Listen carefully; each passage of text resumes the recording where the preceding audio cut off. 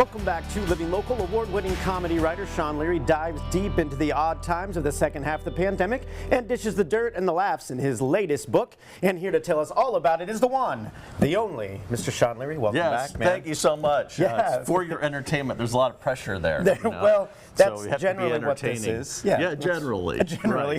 Right. But, you know, before we dive into the latest book, dude, like how many books have you written? 57. 57? Yeah. Wow. So, While you're out playing patty cake with your friend Pedro, I was out doing 57 books. So, well, you know what? Some of us have goals and some of us don't. That's why I'm here. Some of us are trying to drink 57 beers. Others, you know.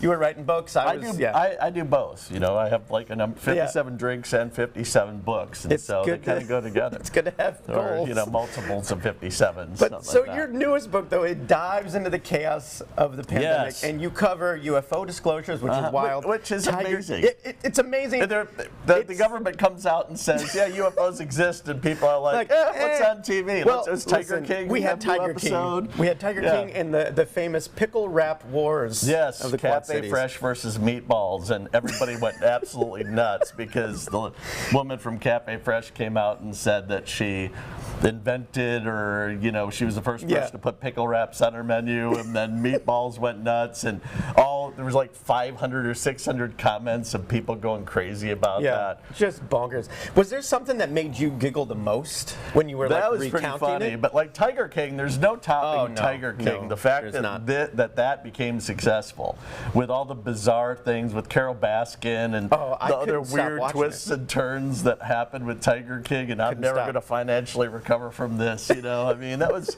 great. Do you remember I did all of Tiger King in 2 minutes? Yeah. And I've used it as an audition a few times because I'm like, should. because I was like, listen, I played every character in Tiger King, and somebody's like, did you? And I was like, oh no, I totally did. Then we put that on quadcities.com. Yeah, you did.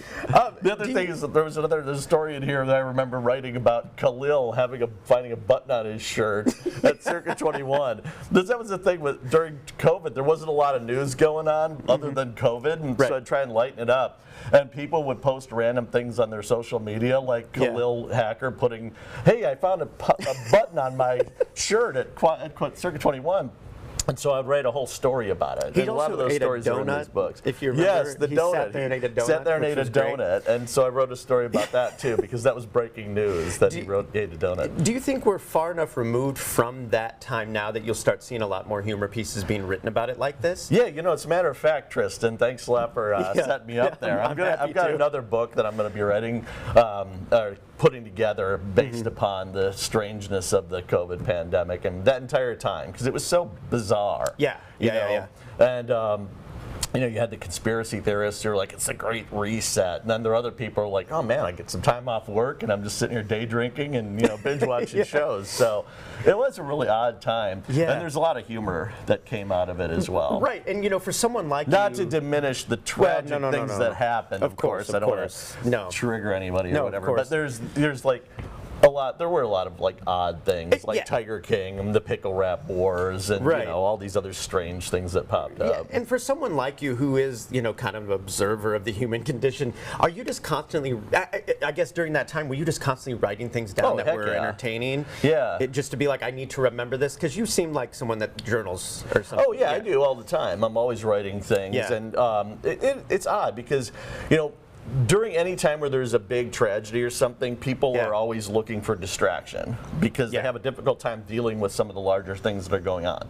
It's kind of like now you see on social media where people are like, at one point when you didn't have that, people thought that they were unique and they had like, oh, there's only one person like me in the world, and then you see like there's like a whole like message group of like 800 people that are just like you. Yeah. And so I think people look for ways to make themselves stand out. Yeah. And the more they do, the more they come up with interesting and odd and sometimes funny things that they're posting. And so you saw that a lot during the pandemic because people had no choice but to kind of watch social media and to look what was going on there, because that's kind of where we were living. We were living online. And I don't think we've even started to see all of the creativity that really happened during that time. No, there's I think a lot of people kind of held it close to their vest probably too, but I think as we move forward, I think you'll see more theater and films about that time. Oh, no and not necessarily necessarily the tragedy, but just the weirdness of it. Yeah. And the funny things that people were observing. Oh yeah, it was totally surreal when you think about the whole thing. Yeah. And again, the story is being seen from different perspectives now, and I think that you're going to see more of a humorous perspective come out because, yeah, I mean, it's always tragedy plus time equals humor usually. In the latest book, does it have a narrative to it, or is it just collections of stories that happened during that time? It's a collection of stories that happened during the time. You've got both of these books are kind of taking place during the COVID time, and I'll be doing a book signing actually at Great River Brewing's Arts Market on the 26th of January. Okay. So you can pick up these two books as well as any of the other 55 other books that I've got published. Well, let's talk about that. How can viewers get there? Is it the best place to go to your website? Yeah, either SeanLeary.com or SeanLeary.net, or you can go to Amazon and type in a book. The ones I'd recommend, obviously, these are my two most recent ones.